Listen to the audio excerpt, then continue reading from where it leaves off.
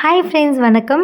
Happy new year. So மார்கழி 17 காலையில நல்லபடியாக எழுந்து வந்து சாமி கும்பிட்டோம். இந்த வருஷம் எல்லாரோட வேண்டுதலும் கண்டிப்பாக எல்லாருக்குமே நல்லதே நடக்கணும், எல்லா வேண்டுதலும் நிறைவேறணும். ஸோ காலையிலே எழுந்து நல்லபடியாக வந்து விளக்கேற்றினேன் ஃப்ரெண்ட்ஸ். காலைல 3:30 மணிக்கெலாம் பார்த்தீங்கன்னா தூறல், சரி அப்புறமா வந்து கலர் அடிக்கலான்னு போயிட்டு வந்தால் இன்னும் மழைலாம் நனைஞ்சிச்சு. ஸோ அது மேலே அப்படியே அவுட்லைன் கொடுத்துட்டு கலர் கோலமாவு கொடுத்துட்டு நல்லபடியாக வந்து மழையில் தூறல் வந்து தூரல் நல்லா சாமி கும்பிட்டு ஃப்ரெண்ட்ஸ். ஒரு 7 மணிக்கு வந்து நானும் ஹஸ்பண்ட் பையன் வந்து நம்ம ஏகாம்பரநாதர் அப்பாவையும் காமாட்சி அம்மாவையும் பார்க்கறதுக்காக கிளம்பிட்டோம்.